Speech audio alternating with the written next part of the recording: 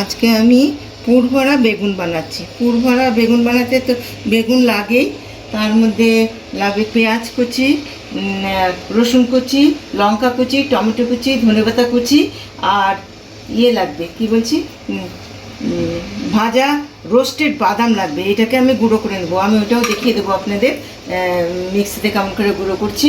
এটা আমি রোস্টেড করে রেখে দিয়েছি। আর ওর মধ্যে লাগবে একটু গরম মশলা, একটু হলুদ, একটু শুকনো লঙ্কার গুঁড়ো, একটু আদার গুঁড়ো, একটু জিরা ধনের গুঁড়ো, একটু নুন আর একটু মিষ্টি।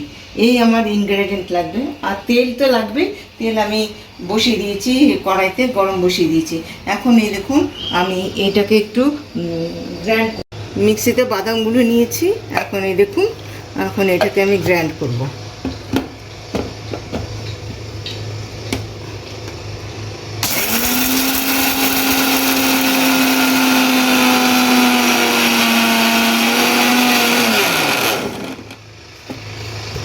এই দেখুন আমার গ্রাইন্ডিং হয়ে গেছে।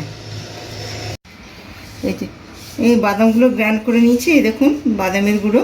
এখন এগুলো কি হলো, সব ইনগ্রেডিয়েন্টগুলো একসঙ্গে মেশাবো। এই যে পেঁয়াজ, রসুন, লঙ্কা কুচি, টমেটো কুচি, বাদাম গুঁড়ো, তার মধ্যে একটু গরম মশলা দিলাম, একটু গরম মশলা দেবো, একটু, তারপর একটু হলুদ দেবো, হলুদ দিলাম, তারপরে একটু লঙ্কার গুঁড়ো,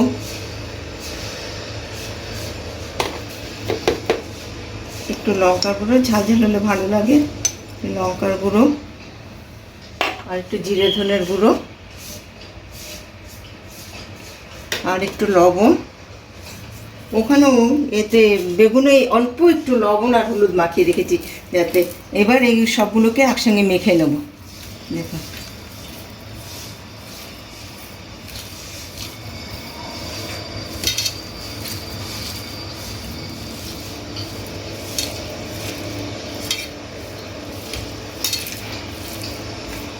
মেখে একটু দেখে নেবেন লবণ টবণ ঠিক আছে নাকি, নাহলে পরে মুশকিল হয়ে যাবে না। আমি একটু দেখে নিই লবণ ঠিক আছে নাকি, লবণ মিষ্টি।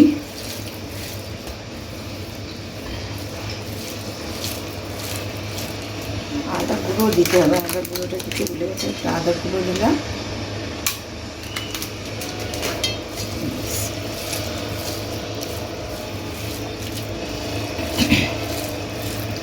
একটুখানি আমি দেখে নিচ্ছি লবণটা ঠিক আছে নাকি, একটু লবণটা কম লাগছে। হ্যাঁ, এই যে সবগুলো মেখে নিয়েছি, আমার মনে হচ্ছে একটু লবণ লাগবে, একটু লবণ দিলাম। একটু লবণ দিলাম, কেন ওতেও লবণ আছে, খুব একটা বেশি লবণ লাগবে না। এখন কিরম করে এটা পুরের মধ্যে ঢুকাবো আমি দেখিয়ে দিচ্ছি।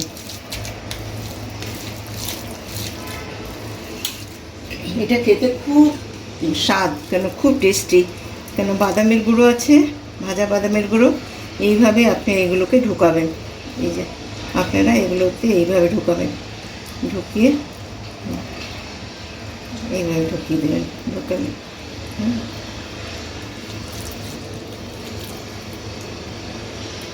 দুটো ঢুকিয়ে দেখিয়ে দিচ্ছি।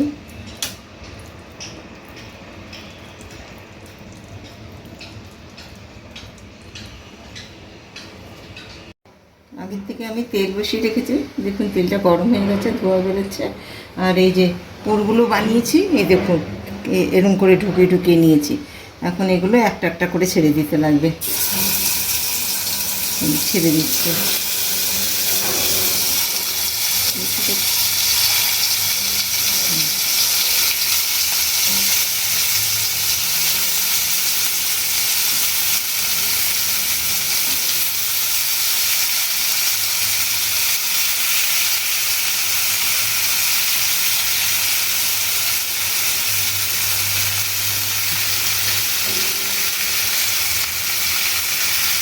এটা এখন ঢেকে রেখে দিলাম, অল্প আছে, এটা হতে থাকবে, মাঝে মাঝে উল্টে দেবো।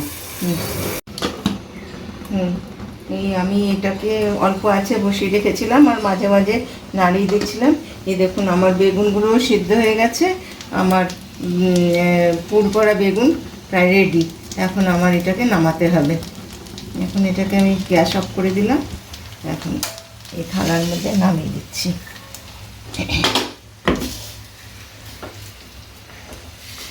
বেশ নরম হয়েছে, দেখুন কত ভালো, খেতেও অসম্ভব ভালো। আপনারা বানাবেন, খাবেন।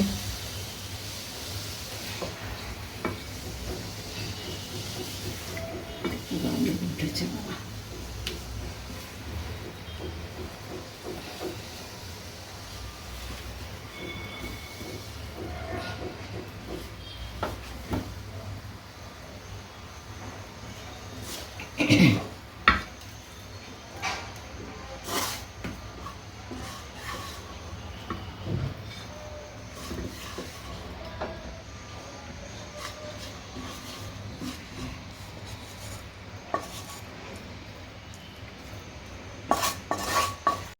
এই যে আমি প্লেটে ঢেলে রেখে দিয়েছি। হ্যাঁ, আপনাদের যদি এটা ভালো লাগে তাহলে আপনারা লাইক, শেয়ার, কমেন্ট করবেন আর আমার চ্যানেলটা সাবস্ক্রাইব করবেন।